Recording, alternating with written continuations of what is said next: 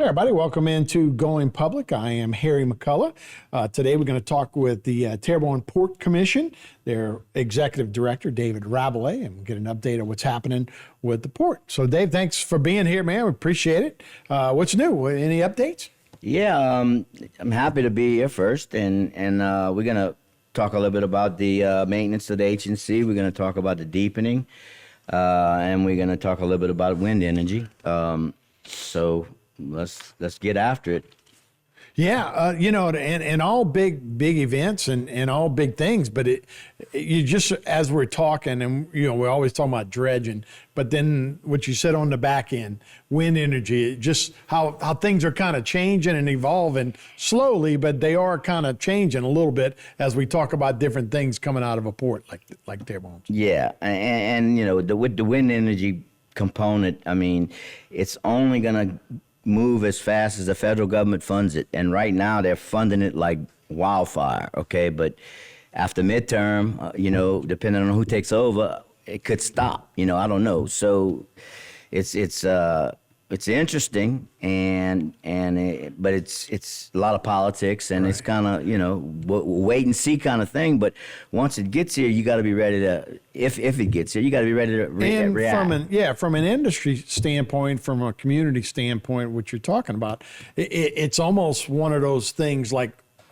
all right, we're so conditioned oil and gas that we're almost we're not anti-green. Nobody's anti-green, No. but we're always trying to protect what we're doing, and then suddenly we're like, hey, there's an opportunity here, so maybe we can really be on both sides, and we don't have to be anti-green. Yeah, as we do appear sometimes. The extreme left rhetoric that comes out of Washington is that they just want to do away with hydrocarbons, and you can't. You never will. You never will. And we're going to transition, and that's what it's going to have to be. And I'm all for it. Right. As long as we don't lose jobs. I mean, and it looks like if it does go forward, that it'll be a lot of jobs. Sure. Yeah. And we just and so I imagine it's going to continue to go, but it's just how fast it gets here. Right. And that's going to be the question. Yeah, no doubt about it. And really, the irony of it is somebody tweeting out with a plastic phone about exactly we're going to end fluorocarbons. Yeah, or hydrocarbons. Yeah, you're right. Yeah. So, but let's. I'm sorry, I got you off course. That's so okay. let's talk about the dredging and where we're at now. Okay, so on the maintenance dredging, we had been talking for the last several years about dredging north of Cocodrie, and this year we're going to do it. The Corps contacted the port. We have to do all of the right of entries and all of that. That's our local due diligence to all of these projects. So we got everything ready, and they bid the project out, and they received bids. They got a good bid. I don't know at this time. I don't know if I can say the name of the company. It's a small dredge company because it's inland dredging, and I don't know yet when they're going to award, but it should be within the next month or so. They should award it, and we'll get some dredging done up north. And this is Northport, where Cocodrie is, and 25 miles north. Yeah. So can you do that now? And still with the Bubba Dove, we've always talked about that might be two different things, is trying to get all the right of ways and trying to meet the Bubba Dove. Well, the maintenance is what we're doing now. So that's is maintenance. That's dredge. automatic. Right. That and we have our spoil disposal sites. That's what the right of entries are. Landowners have offered their land to receive the spoil, and so it's up to the contractor. They give them. There's a lot of available spoil disposal sites, and when the Corps bids it out, they give the list and location of all the spoil disposal sites, and they let the contractor decide where he's going to start, which spots he's going to, dispose into, because they got to move a lot of pipe. So he's going to do whatever's most efficient to the contractor, whatever costs the least. So it's not like we can just pick all the sites and say, hey, y'all have to use these sites. It's not the way it works. We give them as many as we can so that it's cheap. Their option. So it's cheaper for us because the longer they have to pump the material, the further they have to pump the material, the more it costs. I got you. So again, that's maintenance dredge. that's maintenance. Now, which when is different from deepening. that's correct. The process. Now, when so where are we at with that? When the deepening comes in, and we'll talk about that in a little bit, they're going to have their spoil disposal sites, which some of them overlaid with the maintenance, and some of them are not. So, and the Corps is the one that sets that up. And again, when they bid it out, in hopefully in the next 3 years, we bid it out, and they have enough spoil disposal sites. We get the best price we can get, and we get it deepened. So that's where we're at. We're talking deepening the HNC now. So yeah, so this is we're going in an update on the deepening. okay. So there's money involved with preliminary engineering designs. Yes. So where are we at with that? So the fiscal year 22 budget got $350,000. We talked about that before. It's a start, and it engaged the Corps, and it's to start the preliminary engineering design. This past April, we made another request for $2.5 million, and that's we're not gonna find out that until later, until next year, really. But so we're asking for an additional $2.5 million to keep it going, to keep to finish the preliminary design and to start the actual design. So I don't know what the whole thing as far as the design is going to cost, but it's probably going to be $5 million or maybe even more. And then once we get it designed, then we can the Corps will take it and go out for bid. And again, we're going to go from 15 feet to 20 feet. Right. So it took that long. It took big. 20 years Right. to get that extra 5 feet of studying. But when you're talking about that, that's a third of the depth right Yeah. now. From 15 to 20, that's a lot. yeah, but they shouldn't have studied it for that long. And there was Right. reasons. I mean, it was Right. not all their fault, not all our fault. It was just a big cluster for a long time. It was at first it was married with the Morganza to the Gulf project, but then when they got to the lock and floodgate, they realized there was a channel deepening that they had to, so they took the lock, they kept the lock and floodgate in the Morganza system, but we had to incorporate everything that they did with that lock into our design for the channel. So it's it's just a juggling act, and you just got to stay on top of it. And that's the one where you have to relocate pipelines too, right? Exactly. Okay. So basically, at the beginning of this year, in 2022, we started working with the engineers and started looking at deepening and identifying pipelines. We broke it up into 3 sections, and the first section we're going to do is the lower section. It's the 10 mile in the bay, and it goes up a little bit. It's a 16-mile section, so it goes up north around Cocodrie, and then it goes out into the Gulf 3 miles. So it's from mile 12 to mile minus 3.7. The sea buoy's at 0. So from 0 to 12 is to Cocodrie, and then from the sea buoy 3.7 out 3.5 miles, we have to dredge 2 because it silts in. So the state has budgeted over $40 million so far for pipeline relocations. We hired GIS engineering. They're compiling data on the pipelines, the oyster leases, rights of ways, and all of that together is called LERDs. We talked about that. I'll get to that acronym and tell you all exactly what it means, but when we get to it. But anyway, so we're going to do the lower 16-mile section. They identified 17 pipelines in that reach, and they surveyed them for location, depth of cover. They included probing, so some of them they had to probe to actually hit them with a rod to find them, as well as utilizing specialized survey equipment such as magnetometer and sub-bottom profilers, and they ended up finding 17. So the results are being reviewed and compiled in order to generate the drawing to develop the mitigation for the pipelines. And then we have to get with the Corps, we have to meet with the Corps in each pipeline, depending on when it was installed, how much cover it has now. You could be grandfathered in to the old cover amount, which was 7 feet, or you might have to go 15 feet, which is the new. Pushing further now. And it just depends on when it was installed and where it's located and what's in it. So they have to review each one and let us know how to handle it.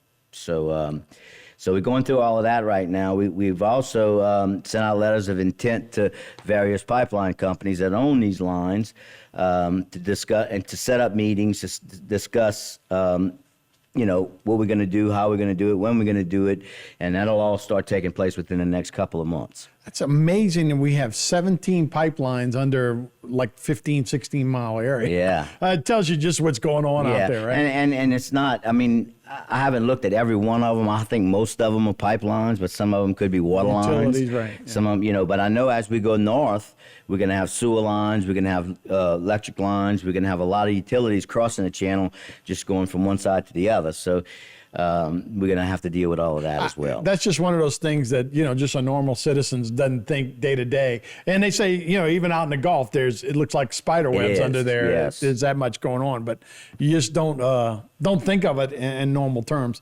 And then, not getting off this topic a little bit, but what Russia's trying to build and what's going on over there, it's just amazing. So, David, let's stop right there and we'll take a break and we'll be back with more Going Public right after this.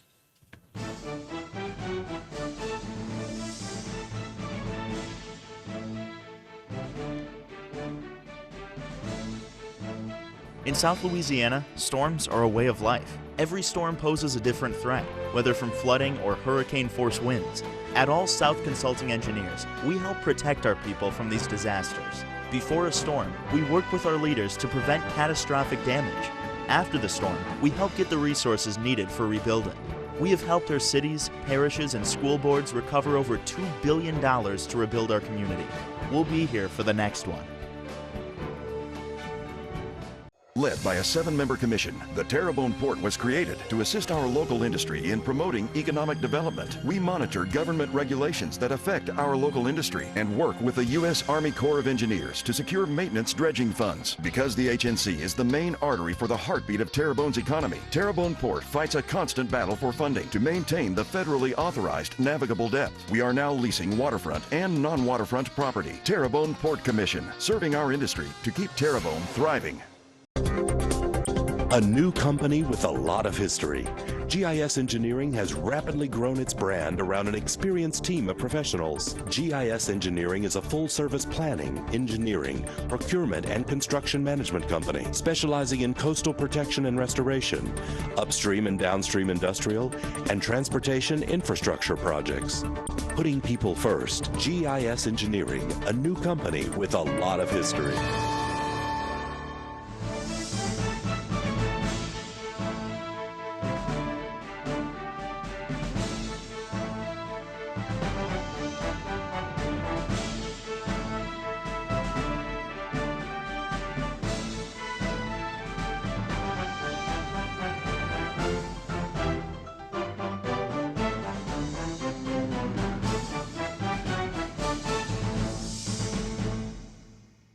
Hey everybody, welcome back to Going Public. I am Harry McCullough. We're speaking with David Rabelais, of course, the Executive Director of the Terrebonne Port Commission.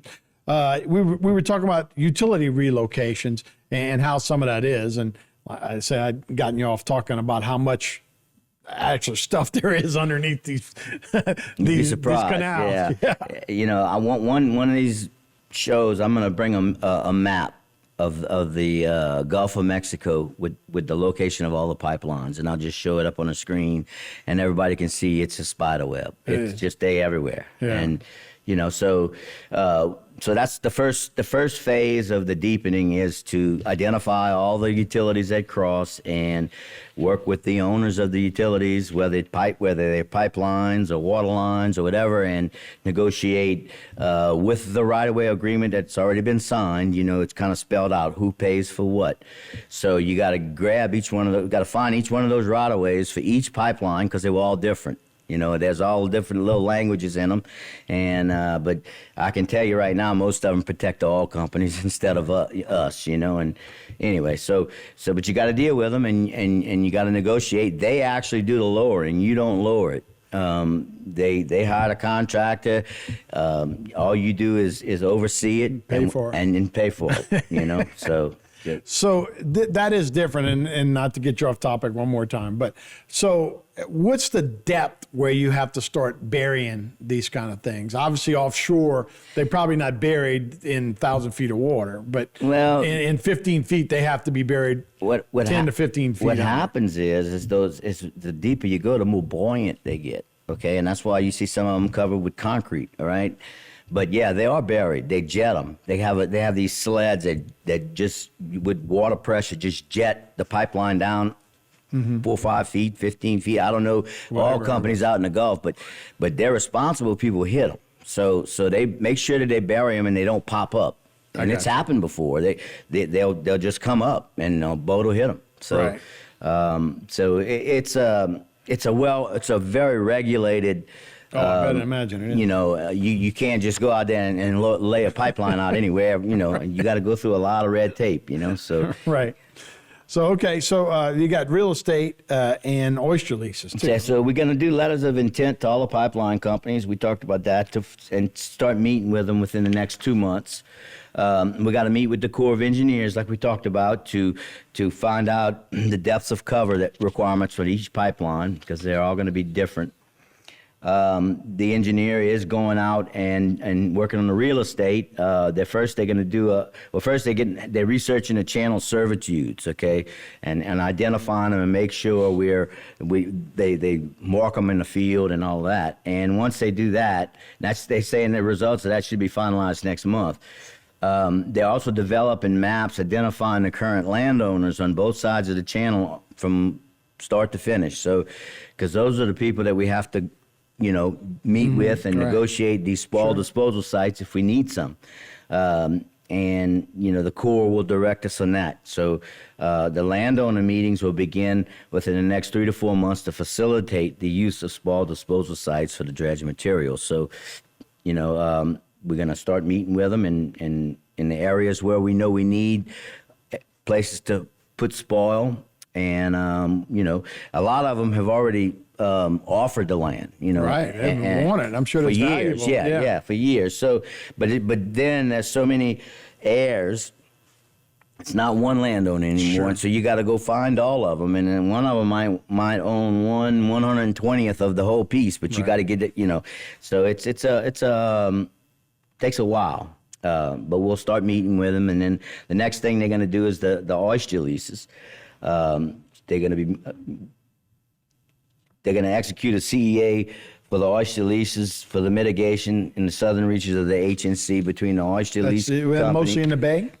Yeah, they're not anywhere up in land. They're starting out in the bay. So they're going to have to look at all of them and negotiate with the owners. And once again, wildlife and fisheries changed a little bit on how they lease out these leases. They used to be, somebody would lease it and they didn't have to do anything with it. For life. And if you got near it with your boat, you had to pay them money, So they started making them renew them every, so often. And I'm not sure if it's yearly, but it's every 2 or 3 years they have to renew them. And they made them a lot easier for industry to encounter them, because it's a very tough thing when you got to negotiate with them, and they know how much money they want, and you don't want to give it to them. So yeah, no doubt. But anyway, it's their livelihood, So like I said, plans are being made to meet with pipeline companies, meet with the oyster lease owners,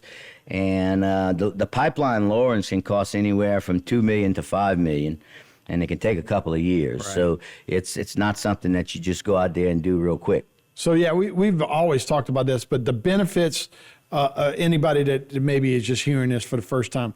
So what's the total cost going to be for the agency deepening, and who's responsible for those costs, and how does that help what you guys are doing. Yeah. Okay. So good. Let's start with the benefits. So when they study a project, they study the environmental, the archaeological, everything. And one thing that they end up coming up with is a cost to benefit ratio. Like if they're going to spend $1, they want to know what kind of benefit they're going to get for that dollar. Okay.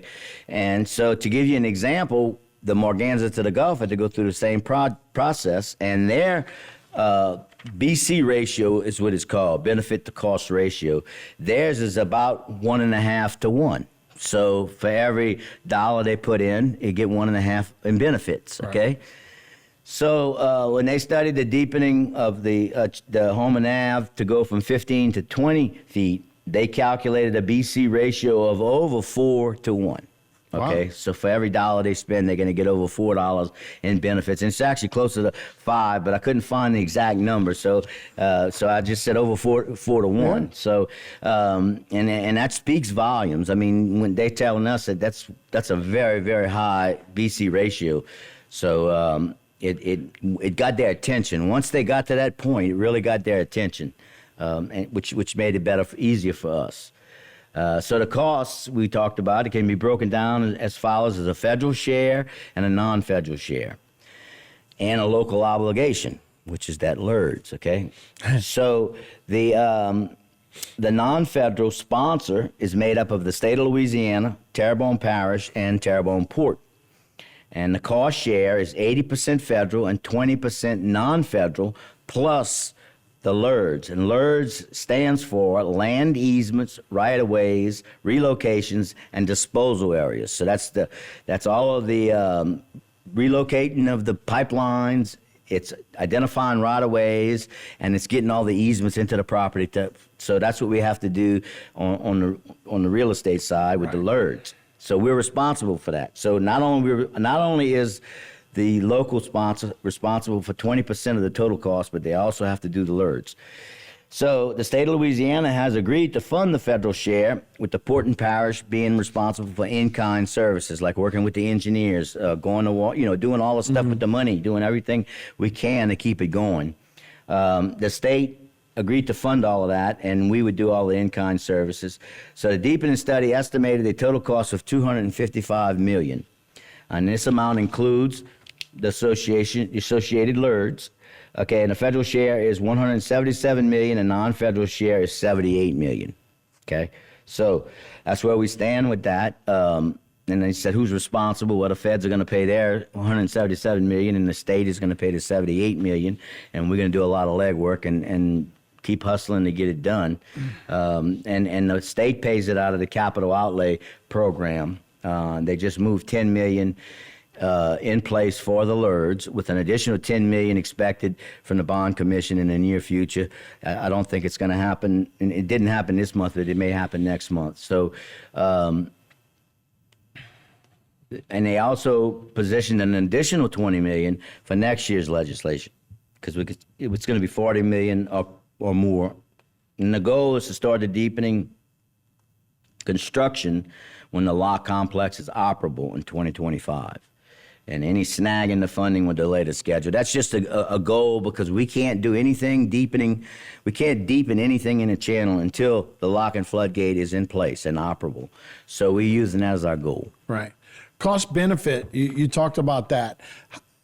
You also said $255 million. So if it's 5 to 1, 4 to 1, where does that money come? Like, does that mean economic development? That's just a prediction on the improved economy after it's deepened. Right, for years. They do a 15-foot study, because it's 15 feet deep, and then they come back and they do a 20-foot study, and they talk to all the boat operators, and they find out how many bigger vessels they're going to be able to move in, and how much economy they're going to, and it's these high-powered economists. You and I couldn't figure this stuff out. Right. But glad they did, though. But it's good. Makes it look good. Yeah, it's just really good. So and look, we got about 45 seconds here. Just wind energy, because we kind of teased it earlier. So that's a good opportunity that it's going to be for our area, right? Yeah, I mean, look, you don't want to look negatively at it. You just want to make sure that the government moves at a speed to do this that's feasible.